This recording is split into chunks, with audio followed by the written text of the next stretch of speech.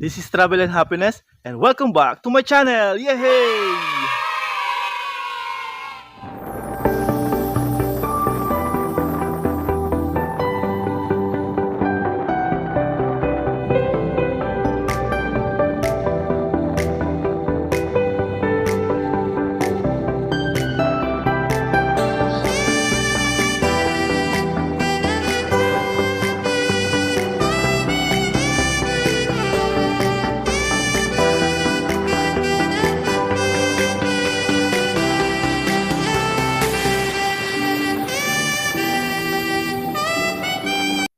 For today's video guys, yan, nandito na tayo ngayon at kung pinuntahan natin ngayon, kung naalala ninyo, nandun tayo kanina sa may tawag dito sa ating binuhusan last day, yung ating 60 meters na additional na ating binuhusan doon sa dulo. So ngayon nandito naman tayo guys at itutur ko kayo ngayon dito sa ating nilipatan naman nating mga formas. Kung makikita ninyo yun guys, yun sa may dulo, yan, may mga formas na. So samahan niyo ako guys at itutur ko rin kayo. So let's go! So guys, tara, lakad tayo, punta tayo doon sa may kabilang itong nilipatan natin ng mga formas, no? So yun na nga, at nailatag na nila yung formas dito sa may dulo, pero yung inner pa lang ang nalatag nila, yung inner pa lang. So yung outer hindi pa nila nalatag kasi nga tawag dito, hindi pa masyadong baga naabutan sila ng ulan nung nakaraan, kaya yung inner lang ang nilagay nila. So nilagyan na rin nila ng bollards ito. Medyo mahaba-haba ito guys, na preparation din ng buhos natin para sa single lane na nanggaling tayo dun sa may na-vlog ko rin ito nakaraan eh. So ito na yung na-prepare na sinasabi ko na next na bubuhusan natin hanggang doon sa may pataas na ginrader na on grade na siya. So dito na nila nilatag ngayon yung itong mga formas. So ito guys yung mga formas, yan. Yan, mayroon na siyang inner. Yan mayroon na siyang inner. 'Di ba? Hanggang doon yan guys, mahaba-haba yan, nasa 100 meters mahigit yan na nilagyan nila ng ng formas. Pero yung outer hindi pa nila nakakabit. So ayan pa guys yung mga outer nila. Nandiyan pa sa may gilid. Hanggang doon yan guys, sa may pababa doon. Kadugtong din nung kasada na binuhusan natin na naabutan din tayo ng ulan na kwento ko sa inyo at na-vlog ko rin yun sa inyo. At na-share ko yun sa inyo guys. No? So akit tayo dito guys sa may unahan. Yan, dito tayo. Naabot sila guys ng ulan nito kasi na-prepare na ito siya para sa bubuhusan. So yun na nga guys ang sinasabi ko, pag naabutan ng ulan yung preparation natin, may tendency siyang lumubog or masira, no? Masira. Katulad nito guys, ito ay na-prepare na natin itong kasada na ito. So meron siyang ito na lumalim o na-disalign yung niya, yung pagka-prepare natin ng ng area na ito. Yan yung lumalim na siya guys, 'di ba? O malalim yan hanggang doon yan sa may dulo, hanggang doon sa may baba na kasi naabutan siya ng ulan. So yun yung ulan talaga ang nagpapaabala sa atin sa trabaho dito sa field. At yun, dito sa may kabila, dito na yata nalubog yung yung ni-rescue namin na truck ng hauler natin na aggregates dito sa may kabila. So ito malambot na area talaga at dito siya dumaan. Yan, kaya itong area na ito may formas natin. Dito natin sila pinadaan kasi dito sa may kabilang area is malambot itong area, no? So yan, talagang malambot at dito siya dumaan nung nakaraan, kaya siya nabalaho. Gabi na namin na naahon yung yung truck nila. Kaya parang mga alas 7 na yun ng gabi. So dito siya bumalaho sa area na ito. Hindi ko na rin nasama yung nabidyohan kasi nga medyo maulan yun area yung araw na yun at saka gabi na. So tignan nyo guys, sira, 'di ba? Sira yung area natin na to. Na-prepare na natin itong area na ito kasi nga dapat bubuhusan na natin for itong susunod nating linggo. Ang problema, inabot siya ng ulan. Ayan, malalim na. Malalim na guys, 'di ba? Nakikita ninyo. Malalim siya hanggang doon na sa may dulo. Kaya another preparation na naman ito. Gagridere na naman, tatambakan na naman siya, papantayin. So may ilang araw na naman natin itong aasikasuhin. Sana yung panahon ay makisama sa atin pag mag-prepare na tayo at makabuhos tayo dito sa area na ito. At matapos na natin at madubulin natin or madugtong na natin ito hanggang doon sa may dulo ng PCCP, no? So mahabang-haba ito guys. Simula doon sa may baba hanggang dito mga 100 meters megit or 150 meters. So dito natin pinadaan yung mga sasakyan sa area na ito kasi dito sa may kabila ay malambot. Malambot itong area. Dito dumaan yung truck na nabalaho doon sa may dulo. So dito natin sila pinadaan kaya nasira na rin yung ating preparation na sa nabubuhusan sa natin this week, no? So yun.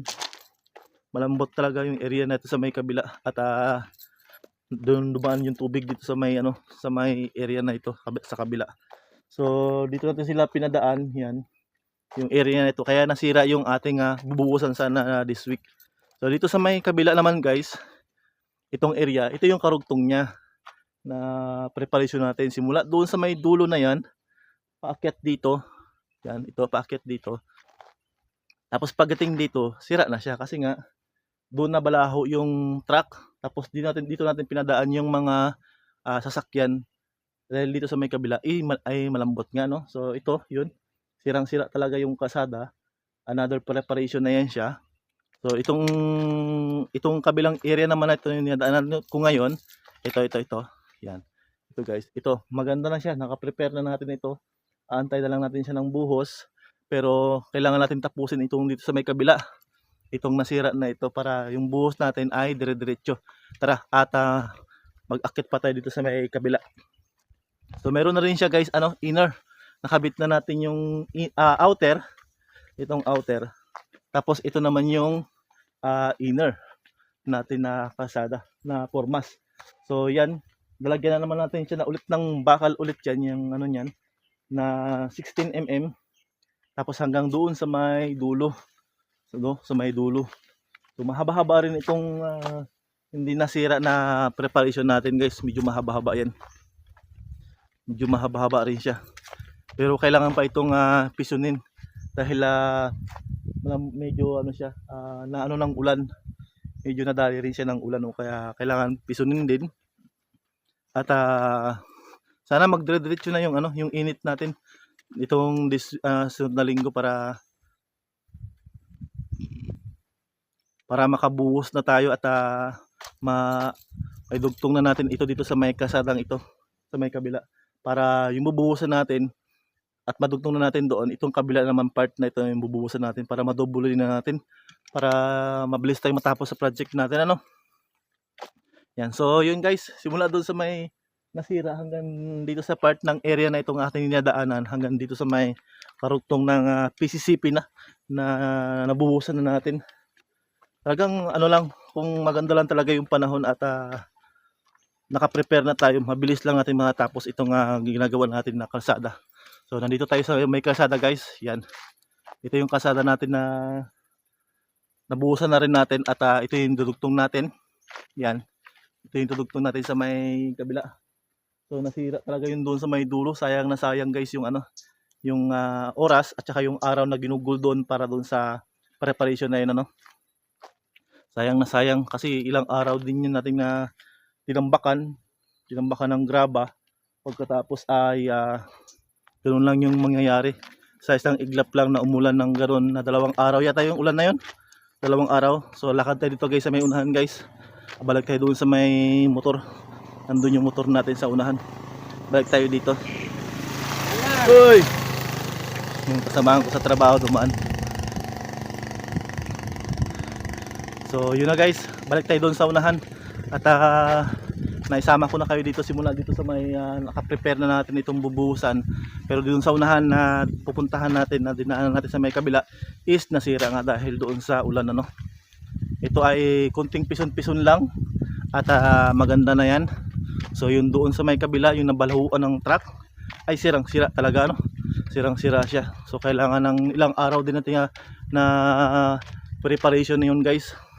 Sayang na sayang talaga. So gumugol na tayo doon ng panahon para lang mapantay, matambakan, ma-grader natin o mapormasan natin yon.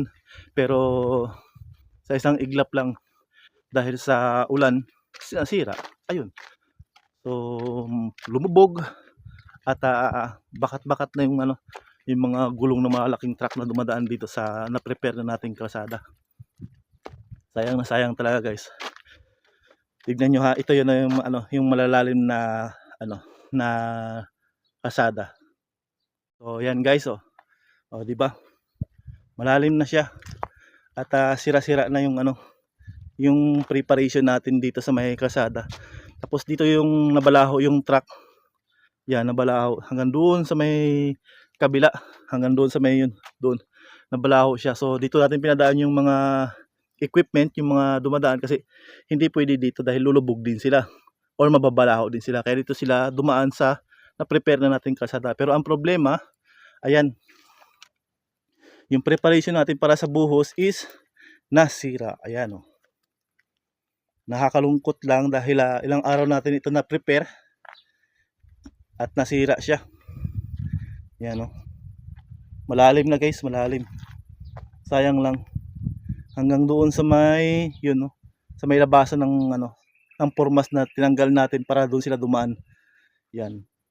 Lumalim siya guys, di ba? Ilang araw din natin ito guys na prepare. At tinambakan natin ng mga graba para lang magpantay at nasurvey na natin ito. So wala tayong magagawa dahil umulan at lumambot yung area. Kaya yan, ganyan. So ilang araw din natin tatrabahuhin ito na para magpantay ulit siya at bumalik sa dati. So itong area na itong sa may kabila na itong area, malambot talaga guys. Yan lupa siya. So kailangan natin yan i-grader yan, tapos tambakan ng graba, ng medyo malalaki-laking bato, graba yan, para maglubog at mapiso yan hanggang doon sa may kabilang dulo na yun doon. Yan doon, hanggang doon sa may kabila na yun. Kasi itong sa kabila, ipiprepare na natin ito para dito na sila dumaan sa may kabilang kalsada. At ito ay mabubuhusan na natin, di ba? So medyo mahaba-haba hanggang doon sa may dulo na yon. Yun sa may dugtong ng PCCP hanggang dito sa area na ito. Pag na-prepare na natin ito ay mga kulang-kulang 200 meters hanggang doon sa may dulo na yan. Yan, di ba? Nakakalungkot lang guys. Kasi medyo mahaba-haba na yung na-prepare natin, tapos inabot tayo ng kanas-kanas ngayon dahil sa trabaho na ginawa ng panahon. So yun na nga, at hanggang dito na lang ang ating video guys, dahil naisama ko na rin kayo dito at napakita ko sa inyo yung formas na hinakot natin dahil galing doon sa may kabila, dahil doon tayo nang galing sa may tawag dito sa 60 meters natin dinagdag doon sa may end project na buhusan na natin yung half lane. Tapos yung formas dinala natin dito, ito na, nakakabit na yung mga inner natin. Tapos yung outer, yung doon lang sa may dulo ang nakabitan na natin. Tapos yung dito hindi pa natin nakabit kasi nga malambot yung area, tinanggal daw yung formas. So yun na. Maraming salamat sa inyong lahat guys sa walang sawa suporta sa aking YouTube channel. At na-share ko na at na-tour ko na kayo dito sa ating tawag dito na sirang kalsada na preparation na para sa ating buhos sana, no? So maraming salamat. At ito yung ating tawag dito thumbnail guys. Yan, kuha tayo ng thumbnail natin dahil tawag dito. Yan.